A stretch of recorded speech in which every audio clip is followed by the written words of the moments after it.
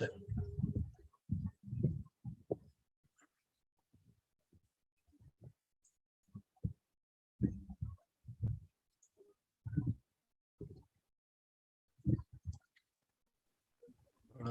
अर्हंताणं नमो सिद्धाणं नमो आर्याणं नमो अज्झायाणं नमो लोये सव्यसाहुणं मोक्षमार्गस्य नेतारं भीतारं भूभृतां ज्ञातारं विश्वतत्त्वानां वन्दे तद्गुणलब्धये।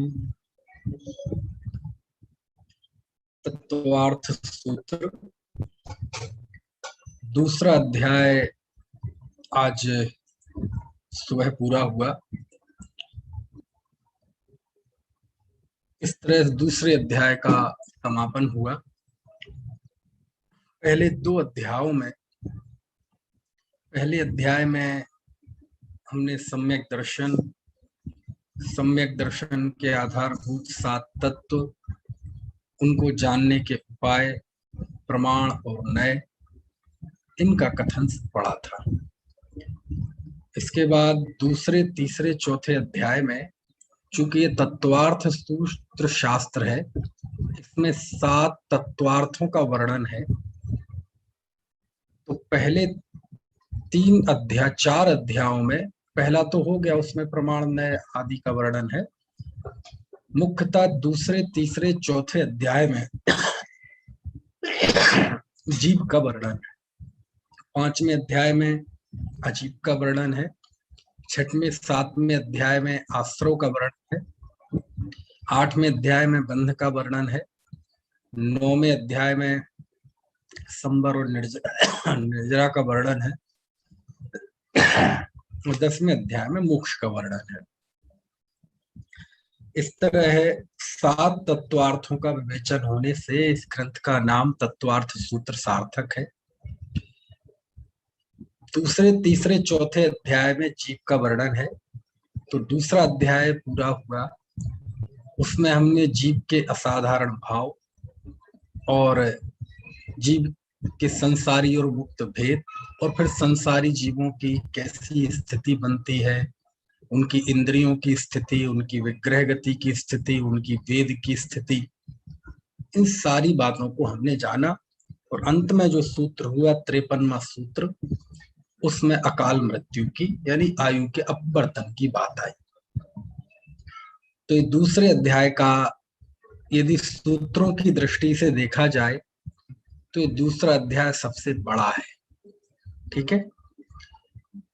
अब आगे 2 अध्यायों में और जीव का वर्णन है, तीसरा अध्याय और चौथा अध्याय।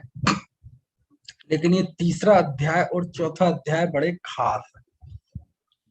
खास इसलिए हैं क्योंकि ये विशुद्ध रूप से करणान योग के अध्याय हैं। करणान योग वो कहलाता है, कर्ण का अर्थ होता है गणित, और जिसमें गणित की मुख्यता होती है वो करणान योग कहलाता है। और अब जो तीसरा और चौथा अध्याय है, ये करणान योग का अध्याय है। चूंकि तत्वार्थ सूत्र विवक्षित किसी एक अनुयोग की शैली का ग्रंथ नहीं है, इसमें करणान योग भी है, चरणान योग भी है, द्रव्यान योग भी है ना। तो ये 2 अध्याय करणान योग के हैं, और 3 लोक का वर्णन करणान योग का एक बहुत बड़ा सेक्शन है, एक बहुत बड़ा हिस्सा है। और इस अध्याय में इन्हीं 3 लोक का वर्णन है। तो 3 लोक का वर्णन किसकी मुख्यता से? जीव की मुख्यता से। क्योंकि अभी हमने जिस जीव की बात की, अब ये जीव कहाँ कहाँ होता है, इसकी इंद्रियों पे बात हो गई, विग्रह गति की बात हो गई, वेद की बात हो गई, मृत्यु की बात हो गई। लेकिन क्षेत्र की अपेक्षा से अभी ये सुनिश्चित नहीं हुआ कि यह जीव कहाँ कहाँ रहता है। तो जीव का कंप्लीट ज्ञान कराने के लिए ये भी जरूरी हो जाता है कि हम उसके क्षेत्र को जाने, उसके स्थान को जाने। तो अब इस अध्याय 3 और अध्याय 4 में जीव कहाँ कहाँ रहता है, तो उस 3 लोक का वर्णन संक्षेप में है। और आप जानते हैं ये जो अनंत आकाश है, आकाश सबसे बड़ा है दुनिया में, आकाश सबसे बड़ा है। आकार की अपेक्षा आकाश से बड़ा कोई नहीं है। ठीक है। और अनंत है आकाश, अनंत है, यद्यपि आकाश संख्या में एक है, ठीक है, लेकिन प्रदेश की अपेक्षा, आकार की अपेक्षा सबसे बड़ा है, क्योंकि आकाश के अलावा सबके प्रदेश असंख्यात है। ठीक है। तो इतना जो अनंत अनंत अनंत अनंत आकाश है, आकाश कहाँ है? आकाश ये जो ऊपर दिखाई दे रहा है ये आकाश नहीं है, है ना। ये तो पुद्गल द्रव्य है। ये जो लाल नीला नीला और कभी कभार काला, कभी कभार सफेद, ये ऊपर दिखाई देता है, जैसे हम कहते हैं आसमान में पक्षी उड़ रहे हैं, आसमान में घने बादल छाए हुए हैं, है ना, आसमान में बिजली चमकी है। ये जो हम आकाश बोलते हैं, जिसे आसमान, ये आकाश आकाश नहीं है, ये पुद्गल है। क्योंकि ये जो नीला दिखाई देता है, नीला पुद्गल होता है, काला पुद्गल होता है, सफेद पुद्गल होता है। ये चित्रा चित्रा सा दिखाई देता है, काले में सफेद बादल जैसे, दही बिखर गया हो, मक्खन बिखर गया हो, ये सब पुद्गल है। समझ में आया ना? ये आकाश नहीं है। लोक की भाषा में कह देते हैं हम, है ना, आकाश का कोई रंग नहीं है, रंग तो पुद्गल का होता है। आकाश का कोई रूप नहीं है, रूप तो पुद्गल का होता है ना। तो आकाश सब जगह है, यहाँ भी है, सब जगह है, वो दिखाई नहीं देता। हमारे शरीर के अंदर भी है, बाहर भी है, सब जगह है, क्योंकि सभी द्रव्यों को रहने का स्थान आकाश उपलब्ध। छह द्रव्यों का अपना स्वभाव है ना, लक्षण है। जीव चेतना लक्षण वाला, पुद्गल स्पर्श रस गंध वर्ण वाला, बाकी चार धर्म द्रव्य गति में कारण, अधर्म द्रव्य रुकने ठहरने में कारण, स्थिति में कारण, काल द्रव्य परिवर्तन वर्तना में कारण, ऐसी आकाश द्रव्य है कारण अवगान का। ये इनके ऐसे नाम है कि धर्म द्रव्य गति हेतुत्व, अधर्म द्रव्य स्थिति हेतुत्व, आकाश द्रव्य अवगाहन हेतुत्व। आकाश का काम है अवगाहन देना, सबको स्थान देना। वैसे तो सभी द्रव्य आपस में अपने अपने असंख्यात प्रदेश में रहते हैं, लेकिन ऐसा ही सहज में निमित्त नैमित्तिक संबंध है ना।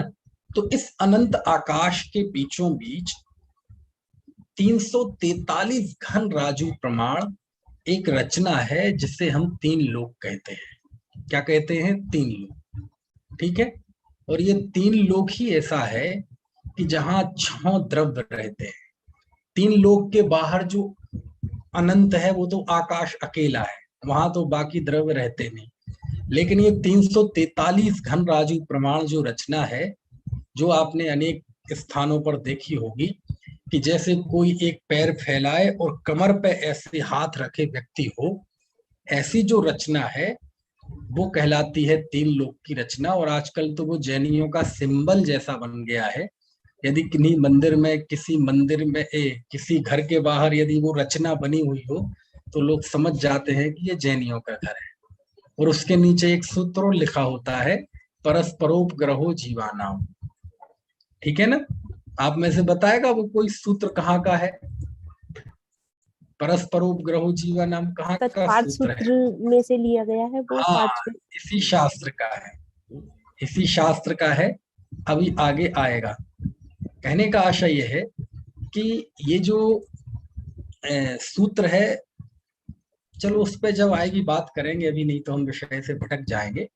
तो ये जो सिंबल बन गया तीन लोक का नक्शा, और नीचे परस्परोपग्रहो जीवानाम, शादी के कार्ड, आपको पता है, जैसे आप शादी के कार्ड लेने जाएंगे, और खास तौर से बड़ी सी जगह में, छोटी जगह पे तो नहीं, जैसे दिल्ली जैसी जगह में अथवा मेरठ जैसी जगह में, या और भी जो बड़े शहर हो जहाँ बड़ी भारी तादाद में कार्ड मिलते हैं शादी के, तो शादी का कार्ड होगा और अलग से सिंबल होते हैं, वो सिंबल अलग होते हैं। तो पहले तो शादी का कार्ड रहता है सेकुलर, मतलब धर्मनिरपेक्ष। फिर उसको कम्युनल बनाने के लिए कुछ वो होते हैं, है ना, अलग से वो। तो कहते हैं आप कौन सी समाज के हैं? यदि जैन समाज के हैं तो वो तीन लोग का सिंबल दे देंगे, वो सब कार्ड पे चिपक जाएगा। कुछ में बने आते हैं, लेकिन ऐसी व्यवस्था है। गणेश जी का होगा, या जैसा चाहिए हो वो होगा, तो वो सिंबल सब पे चिपक जाता है, तो वो सेकुलर फिर कार्ड कम्युनल हो जाता है, धर्मनिरपेक्ष कार्ड फिर सांप्रदायिक हो जाता है, आज की राजनीति की भाषा में कहें तो लोक में भी, व्यापार जगत में भी 3 लोक का जो नक्शा है वो जैनियों का सिंबल बन गया। समझ में आया ना?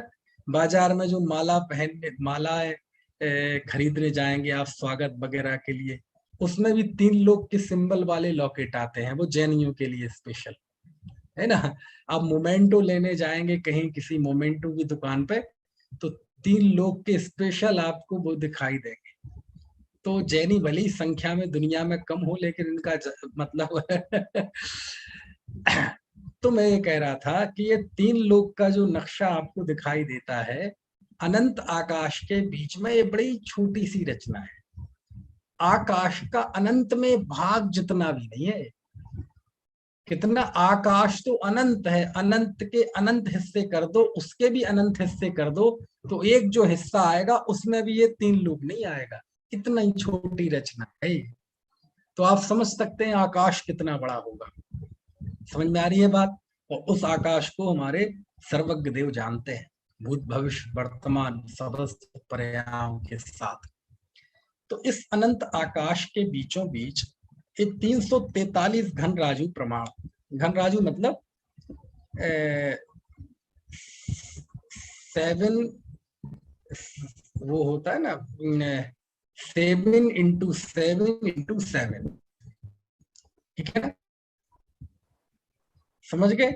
तो ये आएगा 343, 343 घन राजू, ठीक है। तो 343 घन राजू प्रमाणीय जो रचना है, इसी को हम 3 लोग कहते हैं। 6 द्रव्य इसी में होते हैं, इसके बाहर केवल आकाश है। और किसने बनाया इस विश्व को? इस विश्व को, इस 3 लोग को किसने बनाया? किसी ने नहीं बनाया। ये 3 लोग की रचना अनादि निधन है। समझ में आया? किसी ने नहीं बनाया इसे।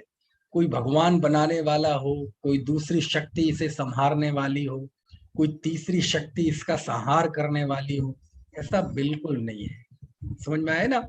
ये सभी 6 द्रव्य आपस में मिलकर रहते हैं, लेकिन मिलकर भी एक दूसरे, कोई भी द्रव्य अपना स्वभाव नहीं छोड़ते। समझ में आया ना? बहुत अच्छी गाथा है। अनेकांतात्मक स्वरूप आपको गजब दिखेगा हमारे आचार्यों की वचनों में। उसमें उन्होंने लिखा है, 85 काय की गाथा है, बहुत जबरदस्त गाथा है, बहुत जबरदस्त। शायद पहले मैंने नहीं सुनाई, आज जुबां पे आ रही है, बहुत अच्छी गाथा। उसमें लिखते हैं आचार्य कुंद कुंद भगवंत कि पहला शब्द अन्नोन्नम पवि संता दिनता ओगास मण्ण मण्ण से मेलंता विगणचम सगम सहावम्ण विजहंती। वाह, गजब है गाथा है।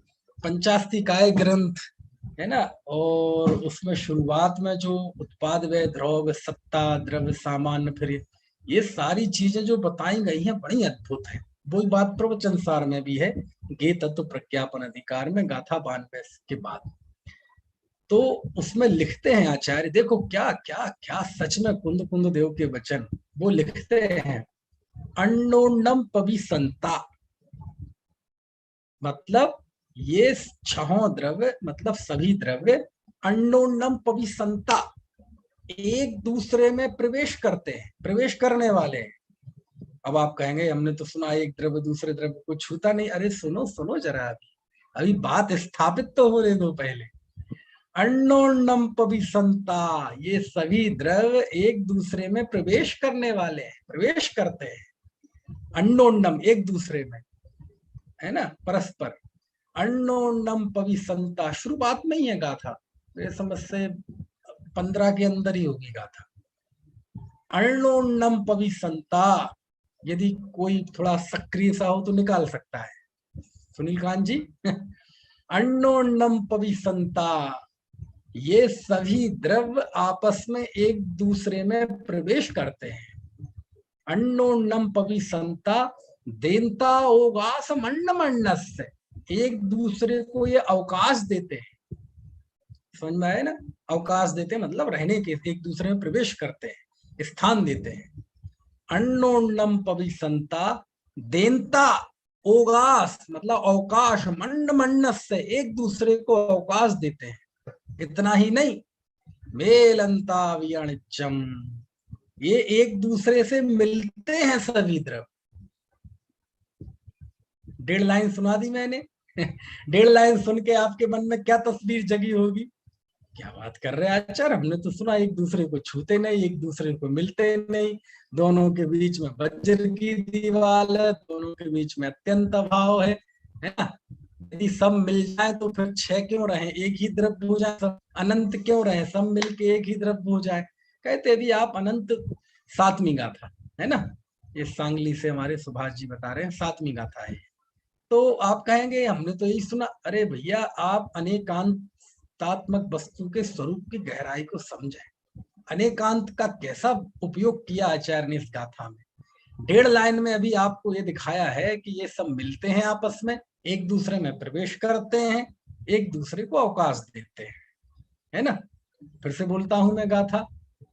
अंडुंडम पविसंता देंता ओगास मंड मंडस मेलंता वियणिचम। 1.5 लाइन हो गई, ठीक है। सगम सहाबम विजहंती, बावजूद इसके ये द्रव्य अपना स्वभाव छोड़ते नहीं है। मेलंता वियणिचम तदा भी सगम सहाबम न विजहंती, कि इसके बावजूद भी ये सभी द्रव्य अपना अपना स्वभाव छोड़ते नहीं है। चेतन चेतन रहता है, अचेतन अचेतन रहता है, जीव जीव ही रहता है, पुद्गल पुद्गल ही रहता है, धर्म आदि द्रव्य वो रहते हैं। कोई भी द्रव्य अपना स्वभाव छोड़ता नहीं है। और जीव अजीब नहीं होता, अजीब जीव नहीं होता, ऐसा ही नहीं। एक जीव दूसरे जीव नहीं होता, रूप नहीं होता, दूसरा जीव तीसरे जीव रूप नहीं होता, एक पुद्गल दूसरे पुद्गल रूप नहीं होता। बात समझ में आ रही है कि नहीं?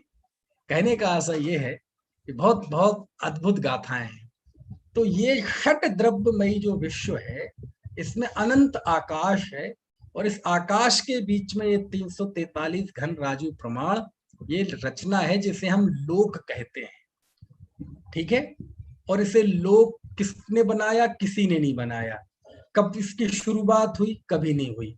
कब इसका नाश हो जाएगा? कभी नाश नहीं हो जाएगा। समझ में आया ना? इसमें अच्छा, इसे लोक क्यों कहते हैं? इसे लोक क्यों कहते हैं? क्योंकि लोक शब्द बना है लुक धातु से, और लुक का अर्थ होता है देखना। और इत्तेफाक ऐसा है कि अंग्रेजी में भी लुक का अर्थ क्या होता है? देखना, है ना? तो इसमें 6 द्रव्य देखे जाते हैं, बस इसलिए इसे लोक कहते हैं। समझ में आया ना?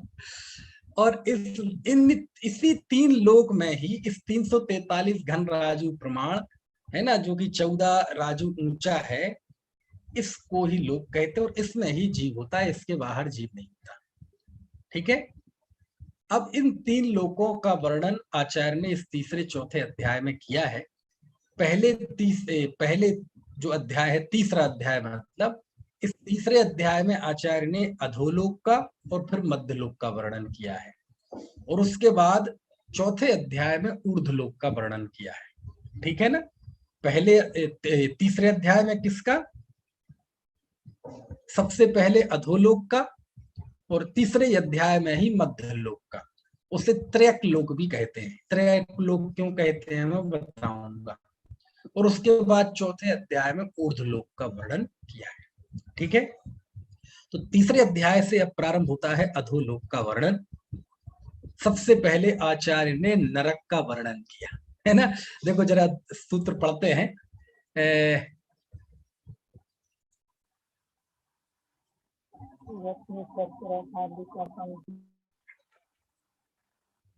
ठीक है, अब देखो ये सूत्र पढ़ते हैं। चलो अभी 2 सूत्र पढ़े लेते हैं केवल। आज वो दूसरे अध्याय का ही वांचन हो गया, तीसरे का होना था। देखो, रत्न शर्करा बालुका पंक धूम तमो महातमः प्रभा भूमियो घनाम्बु बाताकाश प्रतिष्ठा सप्ताधोधा। ये पहला सूत्र तीसरे अध्याय का। दूसरा सूत्र है तासु तैंशत पंचविंशति पंचदश दश त्रिपंचोनैक नरक्षत सहस्राणि पंच चैव यथाक्रमम्। ये दो सूत्र हैं, ठीक है। अब आपके सामने सूत्र तो होंगे कि नहीं है। अब इसमें देखो, आपको पहला सूत्र है, पहले सूत्र का पहले हम सामान्य अर्थ देखते हैं, यहां से शुरुआत करते हैं अधोलोक की। क्या है सूत्र का अर्थ। तो मैं ये मानकर चल रहा हूं कि आपने तीन लोक का मोटा मोटा आपने कहीं ना कुछ पढ़ रखा है, ठीक है। हमारे भाई साहब लोगों ने तो पढ़ ही रखा है, बाकी लोगों के लिए कह रहा हूं कि थोड़ा मतलब पहले भी पढ़ा होगा तो थोड़ा सा अपडेट तो होगा। वो कमर पे हाथ रखे हुए वो चित्र तो सबको पता होगा।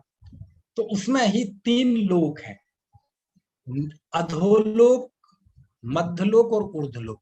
अधोलोक यानी कहलाता है नीचे का लोक, ऊर्ध्व यानी ऊपर का लोक, और बीच का यानी मध्य लोक, ठीक है। ये इसके नाम है। बीच के लोक को त्रयक लोक भी कहते हैं। क्यों? क्योंकि नीचे की रचना एक के नीचे एक के नीचे एक है, ऊपर की रचना भी एक के ऊपर एक है, लेकिन बाजू में भी विमान है ना, मतलब एक के ऊपर एक है।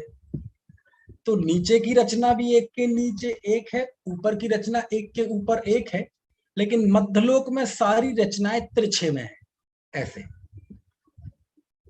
तो तिरछे को ही बोलते हैं त्रियक, इसलिए मध्यलोक का एक दूसरा नाम है त्रियक लोक, ठीक है। तो आचार्य ने अधोलोक से बात प्रारंभ की। अच्छा, अब देखो, चूंकि ये करलान योग का विषय है, तो मोटा मोटा हम साथ साथ में इसका स्वरूप जानते जाएं, तो एक फंडामेंटल जानकारी, बुनियादी जानकारी सबको जरूर होना चाहिए कि जो तीन लोक का नक्शा आपको दिखाई देता है। देखो, मैं थोड़ा सा आपको शेयर करने की कोशिश करता हूं, यदि मुझसे आसानी से हो जाएगा तो। देखो, जैसे ये आपको हो गया शेयर, आपको शेयर हो गया। हाँ जी, दिख रहा है। हो गया है। हाँ हाँ, अब ये तीन लोक का नक्शा है, तो आपको तो आगे से ऐसा ये दिखाई देता है ना। मतलब ये आगे का जो हिस्सा है, जैसे कोई व्यक्ति नीचे से पैर फैलाए और कमर पे हाथ रखे हुए खड़ा हो, लेकिन ये तो इसका केवल फ्रंट है, लेकिन ये अंदर में गहरा है पूरा। देखो, 7 राजू दिख रहा है ना आपको, ऐसे अंदर गहरा है, ठीक है। तो ये सब मिला के 343 घन राजू है, और इसके बीचों बीच आपको ये दिखाई दे रही है। अब सामान्य चित्र में तो ये सामने दिखाई देगी आपको, ठीक है, ऐसे। लेकिन ये सामने नहीं है, ये जो आगे से पीछे 7 राजू है, इस 7 राजू के बीचों बीच ये एक राजू चौड़ी और 14 राजू ऊंची, ये कहलाती है त्रसनाड़ी, ठीक है। अब वो चित्र में, सामान्यता चित्र में ये सामने दिखाई दे रही है, ठीक है। तो सामने दिखाई दे, लेकिन आप समझना ये सामने नहीं है, बीचों बीच है। हमारे मेरठ में तो ऐसा लकड़ी का एक पूरा क्या कहना चाहिए, मॉडल बना रखा है, और उसमें बिल्कुल बीचों बीच ऐसी त्रसनाड़ी दिखा रखी है। चूंकि सामान्यता हम कह देते हैं त्रसनाड़ी है ना 14 राजू की है, मतलब ये लोक नाड़ी ऊपर से लेके नीचे 14 राजू है, लेकिन त्रस जीवों की जहां उपस्थित होती है ये 14 राजू से कम है, 13 राजू से भी कम है। तो जितने भी जीव राशि है, त्रस राशि बस इसी में पाई जाती है, ठीक है। और यही कारण है कि नरक, स्वर्ग, मनुष्य, त्रैंच, ये सारी जब भी चर्चा आएगी, इसे 3 लोकों के अंतर्गत ही आती है, इसके अलावा अन्य कहीं नहीं होती, ठीक है। इतनी बात आपको समझ में आ गई। तो ये 3 लोक की रचना है, इसमें यहां से लेके ये नीचे का कहलाता है अधोलोक, ये ऊर्ध्वलोक, और बीच में ही ये एक रचना है। अभी वो झूम पता नहीं कैसे होगा ये, हाँ, अब वो झूम नहीं कर पा रहा हूं मैं। चलो, कल और सीख लूंगा। तो ये बीच में मध्य लोक होता है। हम लोग जूम कर पा रहे हैं। वो प्लस का सिंबल है ना, प्लस का सिंबल है, प्लस का लेंस, उसको दबाइए तो नहीं, उससे नहीं हो पा रहा है, उससे नहीं हो पा रहा है। हम लोग कर पा रहे हैं जूम। हाँ, अच्छा, आप कर पा रहे हैं। हाँ, देखो अब हो रहा है, हो गया। हम लोग कर पा रहे हैं। हम लोग अपनी स्क्रीन पे खुद कर पा रहे हैं। हाँ नहीं, मैंने भी कर दिया है। हाँ हो गया सब, हो गया, हो झूम की ऐसी गया, जरूरत नहीं है। हाँ, हो गया, आपके भी हो गया। झूम की अभी ऐसी जरूरत नहीं है। अब आप देखेंगे इस, ये नीचे से लेकर ऊपर तक जो इसकी हाइट है ये 14 राजू है। कितनी है? 14 राजू। ठीक है, नीचे ये 7 राजू है, फिर घट घट के बीच में आके 1 राजू बन हो जाता है यहाँ, और फिर ऊपर आके यहाँ 5 राजू हो जाता है, और फिर सबसे ऊपर जाके फिर से 1 राजू बचता है। यानी नीचे 7 राजू, बीच में 1 राजू, और ऊपर 5 राजू, और सबसे अंत में 1 राजू। अब आप कह सकते हैं राजू क्या होता है? राजू कहें अथवा रज्जू कहें, एक ही बात है। ये रज्जू एक क्षेत्र का नाम है। जैसे आमतौर पे आज की भाषा में मीटर होता है, किलोमीटर होता है ना। ऐसे जब हम ये अलौकिक गणित पढ़ते हैं तो इस अलौकिक गणित में 3 लोगों का जब हम ये क्षेत्र, उसकी लंबाई चौड़ाई जानते हैं तो वहां एक इकाई है राजू। तो राजू जैसे क्षेत्र की इकाई मीटर है, किलोमीटर है, ऐसी ये इकाई है। और इस राजू में असंख्यात योजन होते हैं, कि असंख्यात योजन होते हैं।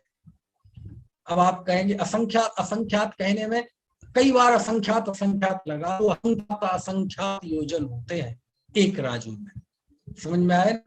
अब आप कहेंगे योजन कितने का होता है, तो 2000 कोस का एक योजन होता है। ठीक है, समझ में आ गई? 2000 कोस का एक योजन। अब वो मैं आपको पूरा गणित बताऊंगा, तो केवल मैं बताना चाहता हूं कि राजू एक बहुत बड़ा माप है, बहुत बड़ा माप है, हमारी कल्पना से बाहर की चीज है ना। तो वो एक राजू, ऐसे 14 राजू, ये ऊपर से लेके टॉप से बॉटम तक ये 14 राजू है। ठीक है, यहाँ ये कितना राजू है? 7 राजू। यहाँ है 1 राजू, यहाँ है 5 राजू, और सबसे ऊपर जाके 1 राजू। और ये जो बीच में दिख रहा है आपको, ये त्रस नाड़ी कहलाती है। ये 1 राजू चौड़ी, 1 राजू मोटी, और 14 राजू ऊपर से लेके नीचे तक है। ठीक है, ये नीचे का 1 राजू से ज्यादा छोड़ दिया जाता है तो ये त्रस नाड़ी 13 राजू से कुछ कम बचती है। ठीक है, यहाँ तक समझ में आ गया? राजू मतलब क्षेत्र गणना का एक माप। कितना होता है ये? असंख्यात योजनों का एक राजू होता है। ठीक है, रज्जू। चलिए, अब ये जो नीचे का हिस्सा है ये कहलाता है अधोलोक। और जो हम नरक वगैरह सुनते हैं वो सारे नरकों की रचना यहीं पे है, नीचे। ठीक है, तो यहां से अब बात शुरू होती है। तो इसी पृष्ठभूमि में आचार्य ने पहला सूत्र लिखा है।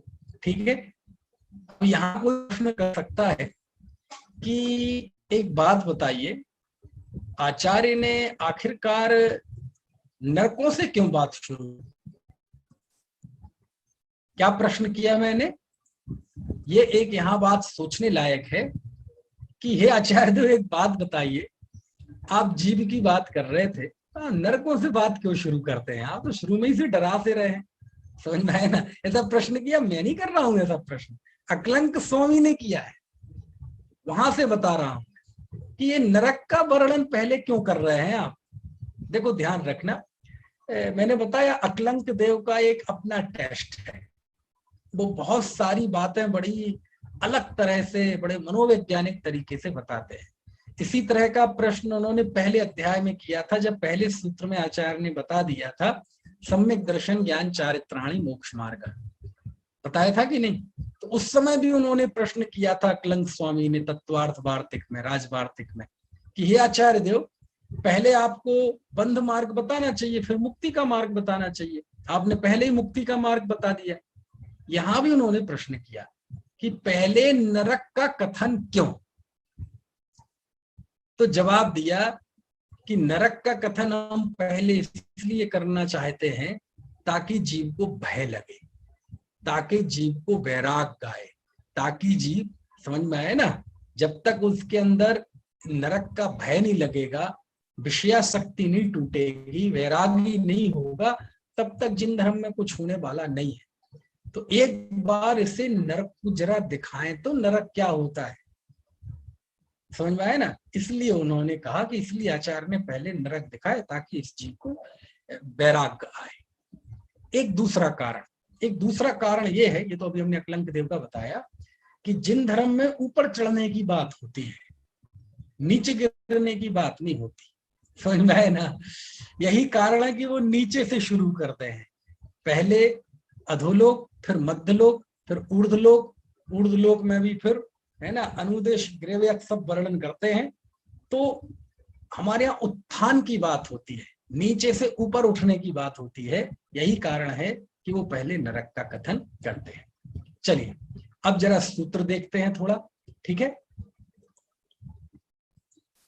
सूत्र में पहले, अब जरा सूत्र पर आप कहो तो मैं सूत्र भी आपको शेयर कर दूं, लेकिन मैं चाहता हूं मैं सूत्र शेयर करना पड़े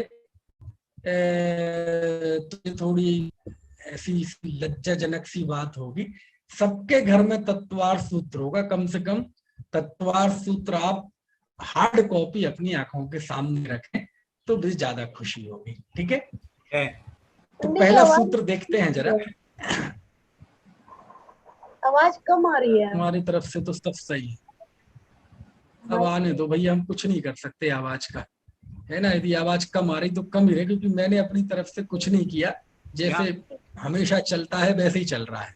यहाँ अच्छी आ रही विधि साहब, हो सकता है आपके पास प्रॉब्लम हो, थोड़ा आप चेक कर लीजिए, है ना। चलिए अब देख लीजिए, अब जरा सूत्र देखिए आप। इसमें सबसे पहले बताया है, सबसे पहला शब्द है रत्न। पहला शब्द कौन सा है? रत्न,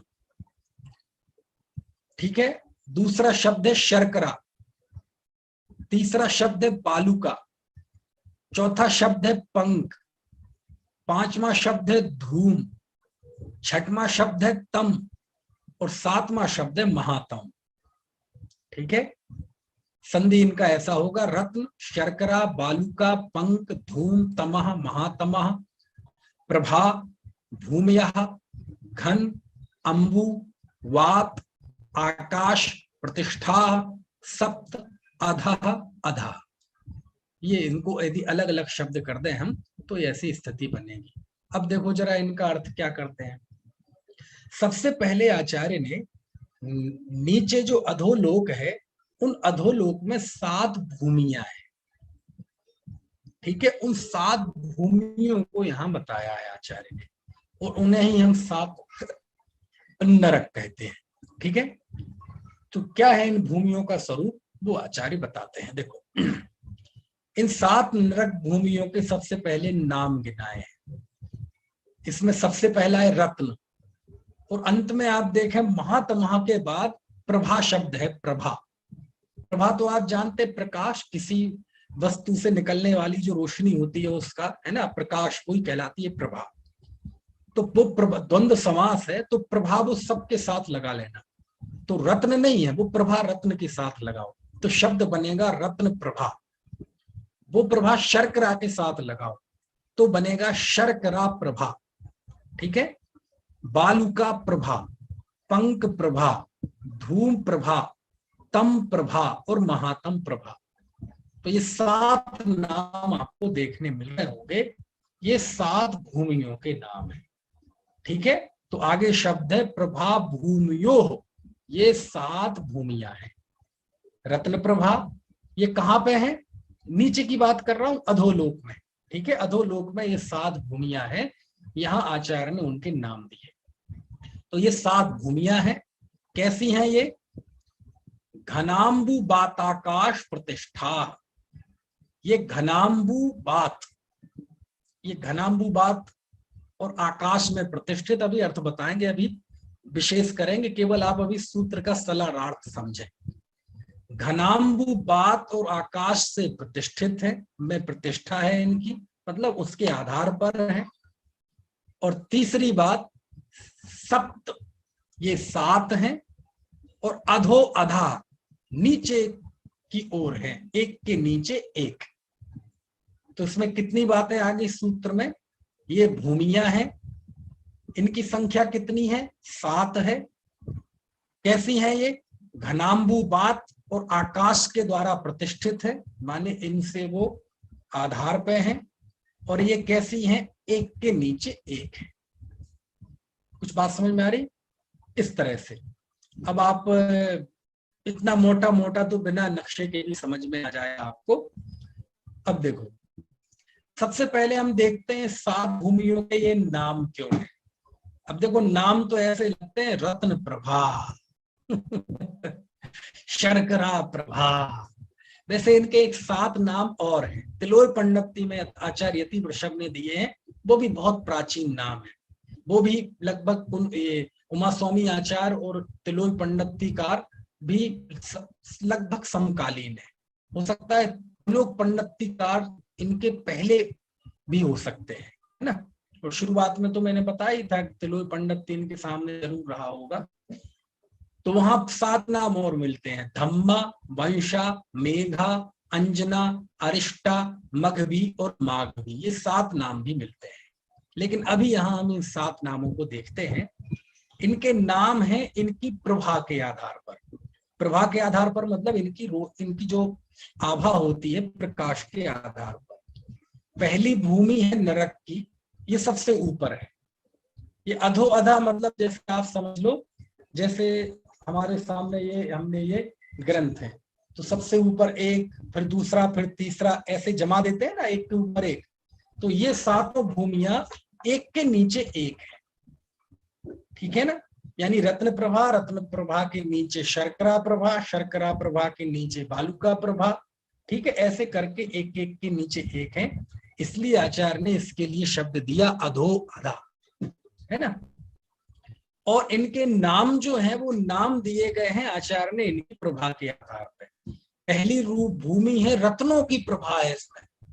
पहली जो भूमि है बिल्कुल रत्नों की, जैसे रत्न चमकते हैं ना, ऐसी चमकदार है, उसके प्रकाश की है, इसलिए उसका नाम है रत्न प्रभा। दूसरी जो है वो शर्करा जैसी रंग चमकदार है, इसलिए उसका नाम है शर्करा प्रभा। तीसरी बालुका यानी होता है रेत, रेत के कलर की है, रेत जैसी प्रभा की है, इसलिए उसका नाम है बालुका प्रभा। चौथा है पंक यानी होता है कीचड़, तो एक कीचड़ जैसी प्रभा की है, इसलिए वो कहलाती है पंक प्रभा। फिर धूम यानी होता है धुआं, कलर होता है ना, तो ये उस प्रकाश की है, इसलिए इसका नाम धूम प्रभा। और फिर है तम यानी होता है अंधकार, तो ये अंधकार के रंग की है, अंधकार की प्रभा की, इसका नाम है तम प्रभा। और अंतम है महातम प्रभा, मतलब घना अंधकार, समझ में आए ना, तो उस रंग की है, इसलिए इसका नाम है महातम प्रभा, ठीक है। अब आप कह सकते हैं कि तम और प्रभा ये दोनों बात एक साथ कैसे हो सकती है? तम मतलब एकदम काला, वो प्रभा कैसे हो सकता है? अरे काली माँ भी एक प्रभा है, समझ में आया ना। महातम होना भी एक प्रभा है। प्रकाश का मतलब हम ये समझते ना, ये प्रकाश, काली माँ में भी एक प्रकाश होता है ना, ऐसा लिखा है। तो ये 7 रंगों, उनके साथ उनके रंगों के कारण या उनकी प्रभा के कारण उनके ये नाम है, ठीक है। रत्न प्रभा, शर्करा प्रभा शक्कर, बालुका प्रभा रेत, पंक प्रभा कीचड़, धूम प्रभा धूम धुआं ग्रे, तम अंधकार और महातम भयंकर अंधकार। इस प्रभा से युक्त ये 7 भूमियां हैं। कैसी हैं ये? एक के नीचे एक है। अब इनके नाम चूंकि ऐसे लगते हैं, रत्न प्रभा, वाह, नरक भूमियां हैं ये, लेकिन नाम ऐसे लगते हैं कि आदमी का जाने का मन कर जाए। हमारे भाई लोग थे, वो ऐसी बात सुनाने लगते थे कि एक बार कोई पंडित जी गए कहीं, तो एक आदमी वो दशलक्षण में चाट खा रहा था। तो उन्होंने कहा, बेटा आप तो समझ लो रत्न प्रभा शर्करा प्रभा जैसी तैयारी कर रहे हो। मतलब क्या है मतलब? बोले अरे तुम दशलक्षण में खा रहे हो, चाट खा रहे हो, बाजार में खा रहे हो, अरे तुम तो रत्न प्रभा में जाओगे। तो मालूम वो क्या बोलता है? अरे पंडित जी, रत्न प्रभा में तो आप जैसे लोग जाएंगे। हम तो कहीं और कोई बुरी जगह जाएंगे, वो समझ रहा था रत्न प्रभा मतलब जैसे कोई बहुत बढ़िया स्वर्ग होगा, बहुत बढ़िया जगह होगी, क्योंकि नाम ऐसा रत्न प्रभा, शर्करा प्रभा, नाम से ही व्यक्ति प्रभावित हो जाए, मन कर जाए जाने का। अब लो ऐसे नाम है ना, तो ऐसे अज्ञानता में हो जाता है ऐसा, है ना, कि रत्न प्रभा जैसे कोई बहुत, तो वो ये समझ रहा बहुत अच्छी, तो पंडित जी आप जैसे लोग जाएंगे रत्न प्रभा में है ना, ऐसे होता है। चलिए अब इसमें एक और बात देखनी है, इन्हें भूमि क्यों कह रहे हैं। भूमि इस बात का सूचक है कि चूंकि ऊर्ध्व लोक में सारी रचना है वो अधर्म है, बिल्कुल भूमि नहीं है ना। अभी अष्टम भूमि को छोड़ दो, अष्टम वसुधा पाने को कर में ये 8वां द्रव्य लिए, तो वो 8वीं पृथ्वी जो सिद्धशिला जिसके ऊपर वो छोड़ दो अभी। लेकिन ऊर्ध्व लोक में जो रचना है वो है ना भूमि के आधार पर नहीं है, तो उससे भिन्नता बतलाने के लिए ये 7 भूमियां हैं, इसलिए भूमि शब्द लिया। फिर लिखा आचार्य ने घनाम्बु बाताकाश प्रतिष्ठा, ये क्या चीज है। तो देखो थोड़ा फिर मुझे लगता है फिर से मुझे चित्र शेयर करना पड़ेगा, देखो करता हूं मैं। तो वो चित्र नहीं दिख रहा, कहाँ गया, पता नहीं कहाँ गया।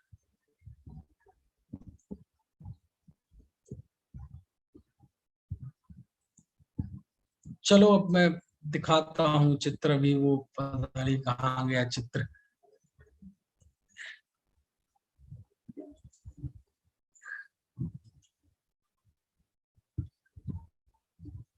चलो कुल मिला के आपने देखा होगा उस 3 लोक के आगे आप चारों तरफ एक बाउंड्री दिखाई देती होगी आपको।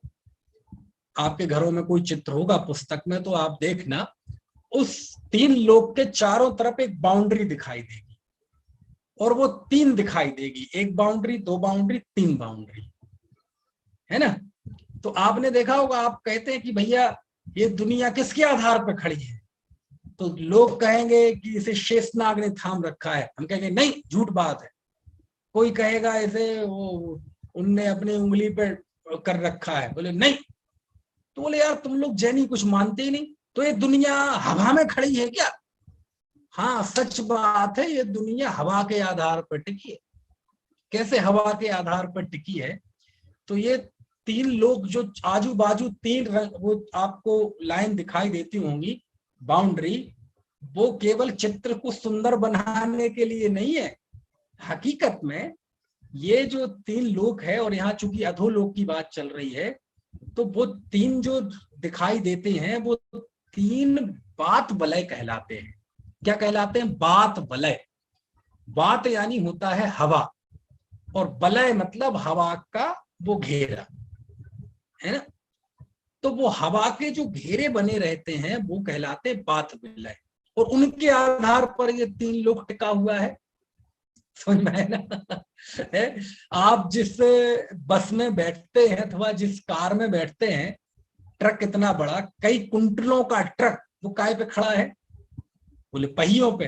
पहिए काय पे खड़े हैं, वो हवा पे खड़े रहते कि नहीं, हवा पे खड़े रहते कि नहीं पहिए, समझ में आया ना। यानी इतनी उसमें जो हवा होती है, उस ट्रक पे कितना बड़ा वजन लदा रहता है। खैर, तो केवल वो दृष्टांत है ये। तो ऐसे ही ये चारों तरफ 3 लोक के ये जो घेरे रहते हैं, बेष्टित किए हैं, ये कहलाते हैं बात वलय। ये हवा के घेरे हैं, काय के घेरे हैं, हवा के घेरे हैं। और ये आप 3 लोक में सबसे नीचे जाएंगे तो वहां भी आपको 3 वलय दिखाई देंगे, 1 2 3, समझ गए आप। तो ये 3 कहलाते बात वलय। बात यानी होता है हवा। अब हवा भी 3 प्रकार की होती है। एक हवा तो होती है कि हवा भी होती है बहुत घनी, और हवा के साथ साथ पानी होता है, कण, जिसे हम बोलते हैं बाष्प, जिसे हम क्या बोलते हैं, वाष्प, ठीक है, स्टीम जिसे बोलते हैं।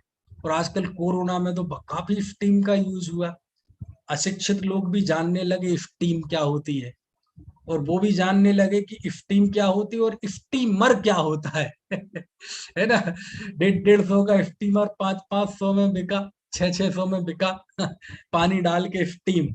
डॉक्टर बताते हैं बोली स्टीम कर लो तो ये फेफड़ों का समझ लो सैनिटाइज हो जाता है। तो वो हवा हो घनी बहुत, और घनी होने के साथ साथ उसमें जल भी हो, तो वो आता है घनुबात वलय, घनोदधि बात वलय। क्या कहलाता है? घनोदधि बात वलय या घनाम्बु बात वलय।